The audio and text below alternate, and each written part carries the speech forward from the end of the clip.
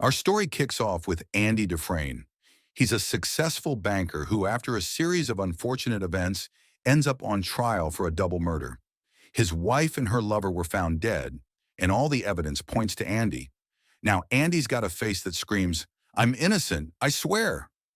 But the jury's not buying it. He's convicted and sentenced to 2 life terms at Shawshank Prison, a place that makes your typical county jail look like a vacation spa. As Andy steps through those prison gates, you can't help but feel sorry for him. First day at Shawshank? Trust me, it's not like the first day of school. The inmates, they're curious. The guards, they couldn't care less. But Andy's face, well, let's just say he's not exactly thrilled. Enter Ellis Red Redding, the man you go to if you need something. Cigarettes, a poster of Rita Hayworth, or maybe a small rock hammer for totally innocent reasons. Red's been in Shawshank for a long time, and he's seen it all. He's got this laid-back, wise guy vibe, and he's the narrator of our story, so you know he's important. Red and Andy's first interaction is pretty casual. Andy wants a rock hammer, which, sounds sketchy in a prison. But Red's intrigued. There's something about Andy that's different from the other inmates. He's quiet, smart, and has this way of looking like he's not really supposed to be there. Now, life in Shawshank isn't exactly rainbows and butterflies. Andy's no exception. He gets a taste of prison's darker side real quick, from the cold, violent reality of the place to facing some seriously unwanted attention from other prisoners. But here's the thing about Andy. He's tough. He might look like your friendly neighborhood accountant, but he's got grit. Andy doesn't let Shawshank break him. In fact, he starts to find ways to survive. And not just survive, thrive. He's a numbers guy, so naturally he ends up helping the guards with their taxes. Yep, you heard that right.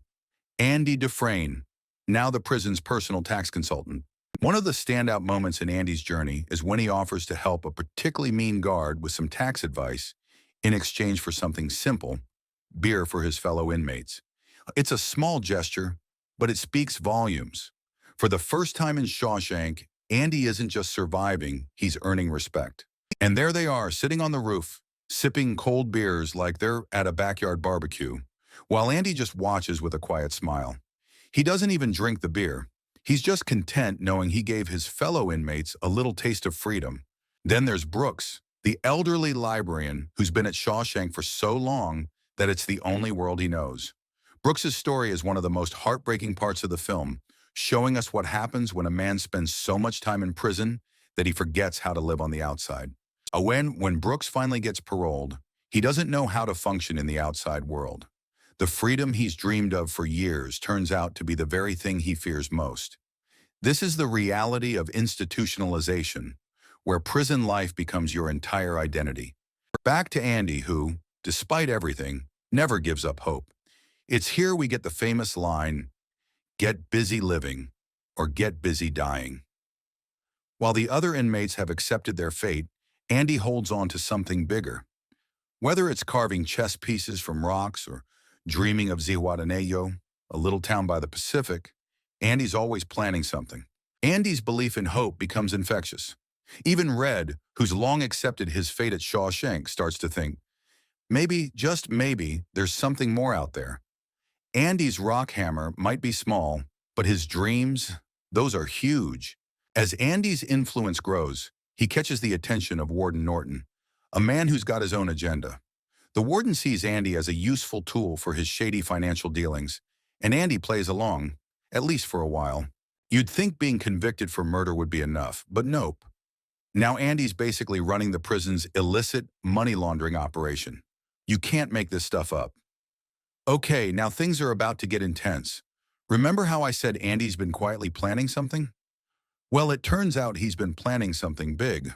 Over the years, while helping the warden with his shady money laundering schemes, Andy has also been secretly preparing for his own escape. That rock hammer he asked for all those years ago? Yeah, it wasn't just for carving chess pieces. Over nearly 2 decades, Andy slowly, methodically, chisels his way through the prison wall behind his poster of Rita Hayworth.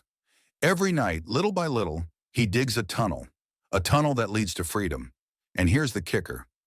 Nobody notices. Not the inmates, not the guards, not even the warden. Andy's escape is a masterpiece of patience and honestly, a stroke of genius. And then, one morning, Andy's gone. Poof, vanished. The guards are baffled, and the warden? He's in total shock. They tear down the poster to reveal the hole in the wall, and let's just say, jaws are on the floor. Andy didn't just escape prison, he escaped with style. So how did Andy do it? Well, after crawling through a tunnel filled with, let's be real, literal sewage, he breaks free into the outside world during a thunderstorm. It's poetic. The rain pours down on Andy as he stands with his arms wide open, finally a free man. It's one of the most iconic scenes in film history, and trust me, it'll give you goosebumps. Andy doesn't just escape Shawshank, though. He also outsmarts the warden. Before leaving, he arranges for all the evidence of the warden's illegal activities to be sent to the press. And just like that, Warden Norton's perfect little empire crumbles. Cue the poetic justice. But what about Red? After Andy's escape, Red is left behind, still serving his sentence. Time passes and Red reflects on everything he's learned from Andy, especially about hope. It's something Red never really believed in, until now. Eventually, after decades of being denied parole, Red finally gets released. But freedom isn't as easy as it sounds. Like Brooks before him, Red faces the harsh reality of life outside prison. It's a world that feels alien to him. But unlike Brooks, Red has something, or rather someone, waiting for him.